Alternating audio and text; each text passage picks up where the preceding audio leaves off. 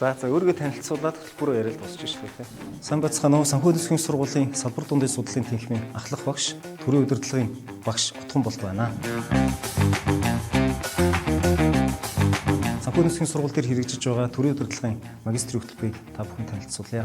Энэхүү магистрийн хөтөлбөр нь 1.5 жилээр нийтдээ 40 кредит судалж байгаа ийм хичээл байгаа. Та энэхүү хөтөлбөрт суралцсанаар ямар мэргэжлийг эзэмших онцлогтой вэ гэхээр ерөнхийдөө төрийн удирдлагын төрийн байгууллагт орж ажиллах, төрийн тусгай, төрийн захиргаа, төрийн үйлчлэгээ зэрэг эдгээр байгууллагт орж ажиллахад төрийн удирдлагын онлын болон практикийн суур мэдлэгүүдийг олж эзэмшихээс гадна манай хөтөлбөрийн онцлог юу байгаа вэ гэхээр төрийн санхүү ба төсөв, захим засаглал, орон нутгийн удирдлага, цаашлах юм бол ашигын бус байгууллага, төрийн бус байгууллага, иргэний нийгэмтэй холбоотой ийм онцлог агуулгатай хичээлүүдийг зааж байна.